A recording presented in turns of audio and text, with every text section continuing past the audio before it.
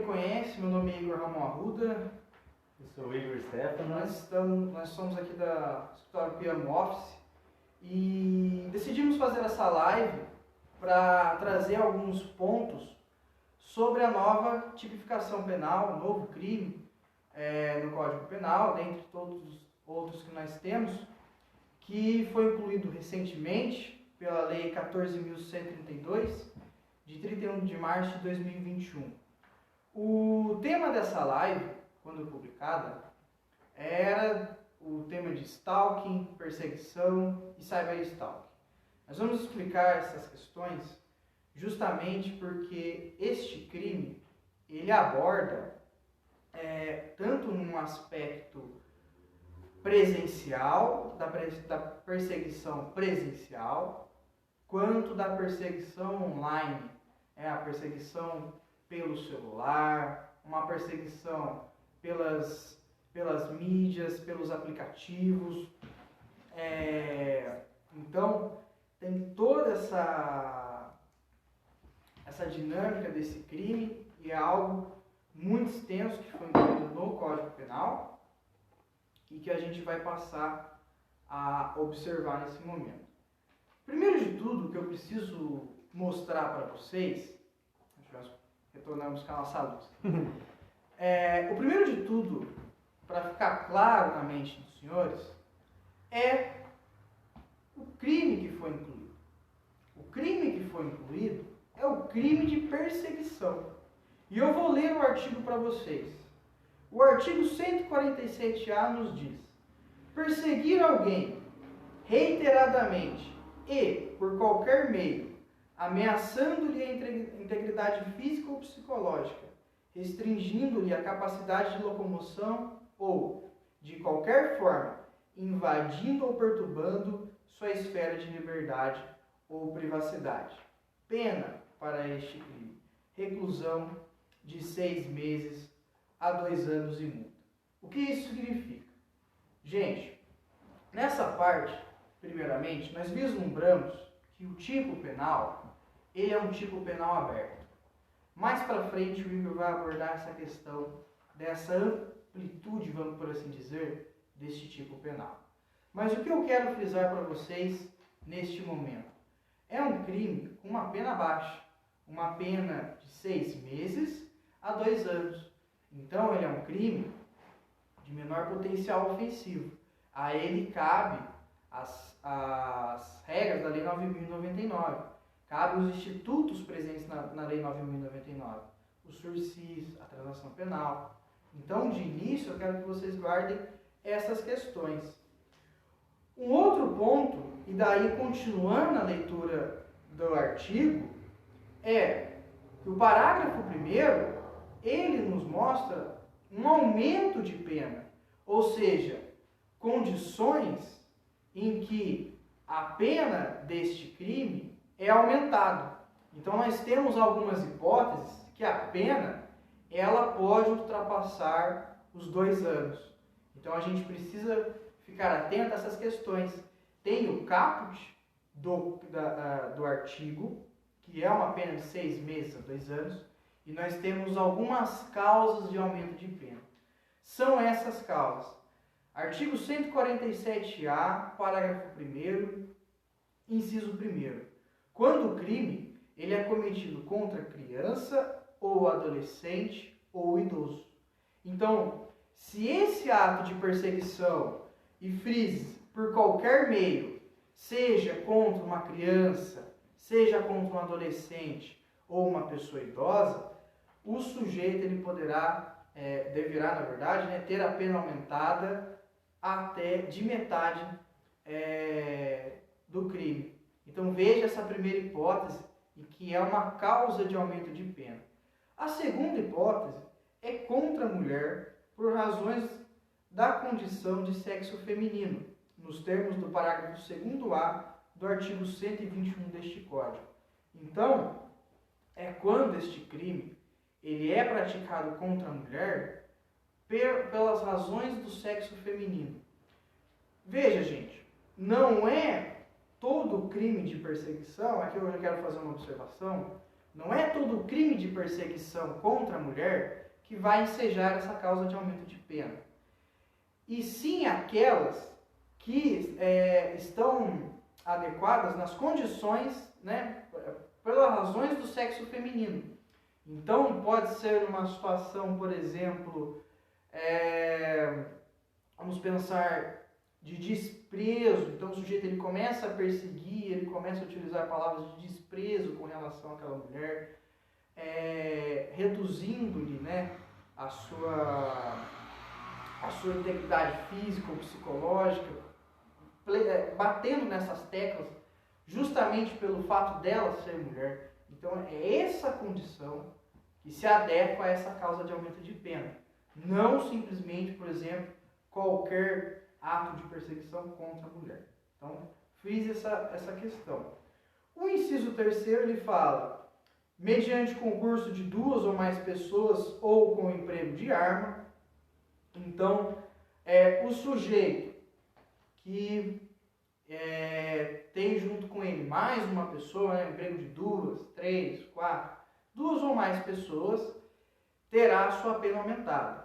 E também, ou quando uma pessoa só, com um emprego de arma, ela fizer esse ato de perseguição de forma reiterada, por qualquer meio.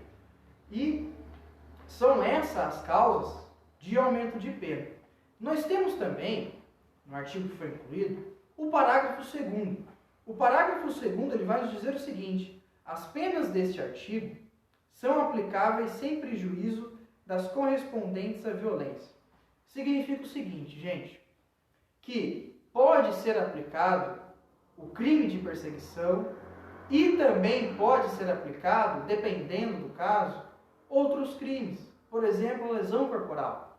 Então, se esse crime de perseguição, ele porventura, no caso prático, vislumbrar-se também que houve uma violência, uma lesão, pode ser configurado também a lesão, pode ser configurado também a perseguição. Um não exclui o outro. É isso que o parágrafo 2º nos traz. E também o parágrafo 3º vai nos dizer que somente se procede mediante representação. Significa o seguinte, gente, nós temos a ação penal pública e uma ação penal privada. A ação penal privada incumbe não ao Ministério Público, mas às pessoas em si, de forma resumida. Dentro da ação penal pública, nós temos a ação condicionada a uma representação, ou seja, a manifestação de que deseja continuar com o processo, de forma assim, bem ampla, para que todos entendam, e as incondicionadas, que basta a comunicação e o Ministério Público prosseguirá. Nesse caso, nesse crime de perseguição, veja que o parágrafo 3º, ele nos fala que somente se procede mediante a representação. Isso significa o seguinte, que não basta tão somente a comunicação deste fato criminoso. O sujeito ele tem que representar, ele tem que manifestar o interesse de processar naquele sentido. Então veja, gente, além disso, foi incluído também o artigo 3º da Lei 14.132, ele fala também para nós que foi revogado o artigo 65 da Lei de Contravenções Penais. Gente, na Lei de Contravenções Penais existia uma contravenção que era a perturbação da tranquilidade. Essa perturbação da tranquilidade, ela tinha inclusive uma pena menor do que o crime agora incluído no Código Penal, que é esse crime de perseguição. A pena da perturbação à tranquilidade era de 15 dias a 2 meses. Então veja que em algumas situações descritas na Lei de Contravenções Penais, essa contravenção penal da perturbação da tranquilidade, ela poderia nem sequer causar uma ação, de fato assim, pela sua pena baixa, pela sua inaplicabilidade, né? Então, esse crime incluído novo, que é o crime de perseguição, ele revogou esse artigo e as questões agora referentes a essa, por exemplo, perturbação, elas são incluídas no crime de perseguição. Pois veja que no final do artigo, ele fala invadindo ou perturbando sua esfera de liberdade ou privacidade. Então esse final, ele já praticamente tira o artigo 65 da Lei de Contravenções Penais e, por óbvio, descrito aqui na nossa lei, revoga esse artigo. Então as situações agora passam a ser tipificadas como crime e não como uma contravenção penal. Se for benéfico ou maléfico, não sabemos. Dependemos ainda das decisões judiciais. Fica difícil a gente imaginar, por exemplo, o que acontecerá mais para frente, justamente por ser um tipo penal novo, por ser um tipo penal aberto e também por ainda faltar julgados nesse sentido. Então a gente ainda espera alguns julgados dessa nova tipificação. E daí, voltando ao início da nossa conversa, por que do stalking, por que da perseguição, por que do cyberstalking? Essas questões, elas envolvem, todas elas, a perseguição em si.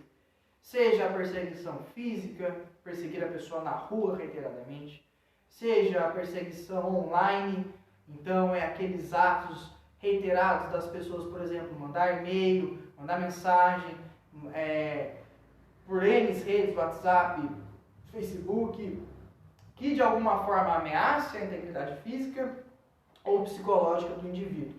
E também o cyberstalking, que é essas questões envolvendo as novas tecnologias, que são, por exemplo, os computadores, os celulares, todos os meios de comunicação online, em que a pessoa ela pode se comunicar com outra e ela faz o uso desses meios de forma criminosa, que é a nova tipificação, que é reiterando algumas ameaças, seja física ou psicológica. A inclusão desse crime, gente, veja que ela é necessária. Nos tempos que nós estamos vivendo, é necessário que haja uma tipificação desse crime, justamente por nós já temos aí mais de um ano se utilizando bastante de celulares, computadores. Então veja que é importante nós termos uma tipificação nesse contexto, porque inibe aquelas questões, das pessoas, por exemplo, fazer uso de qualquer forma, achando que os celulares, a internet, os meios de comunicação, as redes sociais são terra de ninguém, e na verdade não são. Então, em princípio, é necessário a tipificação da perseguição. Se é de forma correta, talvez é uma questão para um debate. Certo, meu querido? Muito certo. Pessoal, como o Igor já bem explicou para vocês, esse novo crime, o crime de perseguição do artigo 147-A do Código Penal, tem alguns problemas que geram algumas reflexões e alguns debates que vão acontecer agora e vão acontecer mais para frente, quando tiverem mais julgados sobre esse crime, O primeiro ponto de reflexão que traz para a gente é, sem dúvida alguma, o princípio da taxatividade. Eu vou explicar para vocês o que é um princípio, bem por cima, o princípio da legalidade, que tem como decorrência o princípio da taxatividade. Todo o ordenamento jurídico, e não é diferente com o direito penal, é regido por princípios, que são alguns mandamentos que as leis, que todo ordenamento jurídico tem que seguir, digamos assim.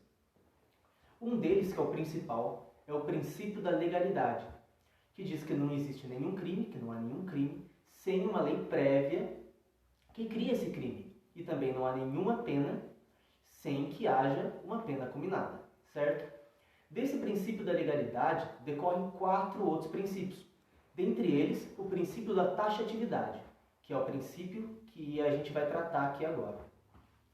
O princípio da taxatividade, gente, é um princípio que proíbe que os tipos penais, ou seja, os crimes que se encontrem nas leis, sejam tipificados de forma aberta. O que significa tipificados de forma aberta?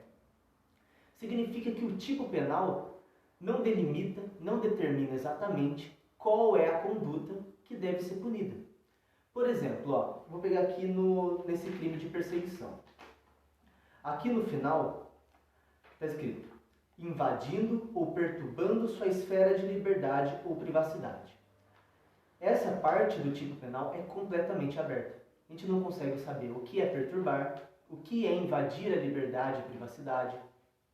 E aí geraria um problema nas próprias decisões judiciais, até mesmo nas próprias investigações. Por exemplo, como que a gente iria saber o que é a prática de invadir e perturbar? É muito aberta, certo? Perturbar poderia ser, por exemplo, as condutas do telemarketing, que liga o tempo todo, reiteradamente, os e-mails, aqueles de spam, que sempre vão para o spam, de propaganda, oferecendo produtos, mercadorias. Isso poderia ser encaixado também nesse crime. Só que aí teria um outro problema, né? Que como que o telemarketing poderia agir? Como é que poderia ser o serviço de telemarketing, por exemplo, que fica ligando reiteradamente todos os dias de diversos números diferentes? Se ele poderia ser tipificado como esse crime? Antes desse crime... Só um minuto, gente. Apagou a luz aqui de novo. Já retorna, já. Pronto. Retomando, né? Até esse crime, tipificação desse crime, a única medida judicial que caberia contra o telemarketing, por exemplo, seria uma indenização por danos morais, pela perturbação, certo? Só que agora tem esse novo tipo. E agora a gente não consegue saber se essa conduta praticada por telemarketing, as pessoas que, por exemplo, uma pessoa famosa, um influencer digital que tem o seu Instagram, por exemplo, e as pessoas gostam de ver as fotos que elas postam, gostam de ver os vídeos, todo o conteúdo que elas disponibilizam nas redes, e a pessoa entra todo dia, reiteradamente, dia após o outro, para ver as postagens. Será que isso poderia ser incluído nesse crime de perseguição? Seria uma conduta um pouco arbitrária, né? Porque a própria rede social, os influencers, por exemplo, eles postam exatamente com essa finalidade. Das pessoas entrarem no seu perfil, de comprarem os seus cursos, por exemplo, e tipificar a conduta das pessoas que entram nesses perfis para ver as postagens, para sempre estar comentando. Essas postagens poderiam ser incluídas nesse tipo penal. E aí a gente teria um problema muito grande, né? Todo mundo vai poder responder por um crime, por entrar no perfil alheio para curtir as postagens, comentar e ficar fuçando, digamos assim. Um outro problema que essa tipificação traz é a habitualidade. Como a gente pode ver aqui no tipo, perseguir alguém reiteradamente. O que é reiteradamente? Reiteradamente é a prática sucessiva, que se dá dia após dia, ou semana após semana. E esse é um novo problema que leva ao princípio da taxatividade. O que o tipo penal quer dizer com habitualidade? Será que a pessoa entrar no perfil da outra, ficar sempre na frente da casa da outra pessoa, porque, como o Igor disse, a perseguição não é só na internet, mas também é física, é pessoal. Mas vamos usar aqui a internet para ficar mais fácil os exemplos, certo? Será que a pessoa entrar todo dia no perfil da outra, para ficar vendo suas postagens, para ficar comentando, ou até mesmo ameaçando, né? Porque o tipo penal prevê também a ameaça. Se ela entrar todo dia, configura habitualidade? Ou configura habitualidade se ela entrar toda semana? Ou será que a habitualidade seria 2 vezes por dia? Essa parte do tipo penal também fica muito aberta, porque a gente não consegue saber o que o legislador quis com essa habitualidade, certo? Aí a gente não consegue saber. Por exemplo, um outro problema aqui. se a pessoa entra no perfil da outra, semana após semana, toda terça-feira para ver as postagens, se isso não configura a habitualidade, será que entrar de 3 em 3 dias poderia configurar? E aí poderiam ter 2 pesos, 2 medidas. Uma pena para quem entra todo dia, uma pena para quem entra dia sim, dia não, uma pena para quem entra a cada 5 dias, e aí levaria a um outro problema. Mas agora, a parte dos problemas desse novo tipo penal, eu vou falar aqui para vocês que esse tipo penal, como é de menor potencial ofensivo e é regido pela lei dos juizados especiais, cabe um instituto penal de despenalização. O que seria uma despenalização? Uma medida para evitar uma pena no processo. E essa medida, esse instituto da lei dos juizados especiais, é a transação penal. Como esse crime tem pena de no máximo 2 anos, que é um dos requisitos da transação penal, é cabível a transação penal. O que é uma transação penal? É a aplicação de, digamos que uma pena restritiva de direitos, por exemplo, o pagamento de uma cesta básica de uma entidade carente, a prestação de serviços à comunidade. Isso são penas restritivas de direito, são exemplos de penas restritivas de direito. E antes mesmo de um processo, de uma acusação formal da defesa do acusado, seria aplicada essa pena numa audiência em que o Ministério Público ofereceria essa pena restritiva de direitos antecipada, antes mesmo do processo, para o acusado cumprir. Aí não teria todo esse processo, e o processo que nem teria começado, nem iria começar. Essa pessoa já cumpriria, entre aspas, uma pena pela prática desse crime, sem mesmo um processo e sem mesmo ser condenada por esse crime. E que são alguns dos requisitos dessa transação penal é que a pessoa não tenha sido condenada a uma pena privativa de liberdade, ou seja, a prisão anteriormente, que ela não tenha sido beneficiada por esse mesmo crime nos últimos 5 anos e que as condições do artigo 59, por exemplo, os antecedentes dela, a conduta social dela, essa medida seja suficiente para essa pessoa. Por exemplo, uma pessoa que tem muitos antecedentes criminais, o juiz pode entender que a transação penal não é cabível, porque essa pena restritiva de direitos antecipada não é suficiente para essa pessoa. Ela teria que responder todo o processo e, ao final do processo, será absolvida ou condenada a uma pena. E essa é uma medida despenalizadora que evitaria todo um processo por essa prática de crime que, como a gente já disse, tem diversos problemas na sua tipificação, já que o legislador deixou a conduta extremamente aberta. A gente não consegue dizer o que de fato é perseguição, o que não pode ser considerada perseguição, o que o legislador quis com a habitualidade, se essa habitualidade exige que seja diária, que seja semanal, que seja quinzenal, a gente não consegue saber. E por a gente não conseguir saber, gera grandes problemas na condenação, no processo, na investigação sobre esse crime. Então veja, pessoal, a questão da necessidade e do próprio tipo penal. É necessário que nós tenhamos vamos dizer assim, uma punição para essas condutas, mas ao mesmo tempo, quando há essa punição, o tipo penal ele vem amplo.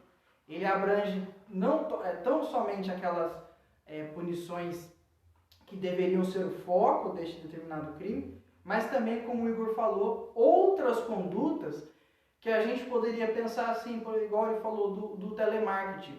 Ainda que a questão do telemarketing ela não seja voltada justamente para esse crime, ela pode eventualmente ser encaixada justamente pelo fato dele ser muito amplo. Outra questão também, envolvendo nessa seara desse crime, é a questão do simbolismo penal. Então veja, gente, a ideia deste tipo penal é criminalizar condutas de perseguição daqueles sujeitos que agem de forma reiterada para agredir fisicamente ou psicologicamente uma pessoa. Mas, e se essa nova lei penal, ela começar a abranger outros tipos de pessoas que não aquelas inicialmente. Então fica essa questão simbólica, dizendo, olha, o tipo penal é para isso, mas na sua aplicação nós vemos que é para outras questões. Fica essas questões, justamente pelo fato dele ser muito amplo.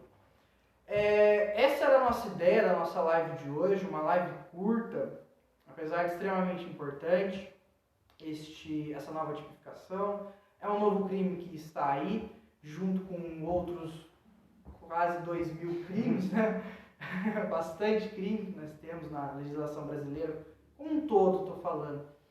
E então é importante que a gente se atente a essas questões práticas e condições, o que caracterizaria esse crime, o que de fato pode ensejar eventualmente, igual condutas que não querem ser atingidas, mas acabam sendo atingidas pelo fato de ser amplo, as causas que aumentam a pena, as questões defensivas, os institutos que a defesa tem ao seu dispor para quando lidar com uma questão dessa, os institutos da acusação também, essa questão do aumento de pena. Então são pontos que a gente tentou esclarecer para vocês aqui, de forma bem objetiva, de forma rápida, para que todos possam compreender, tanto aquelas pessoas que não são da parte jurídica, que não trabalham com a parte jurídica, não advogam, não exercem uma profissão jurídica, tanto para as pessoas que estão no meio jurídico, sejam estudantes, profissionais.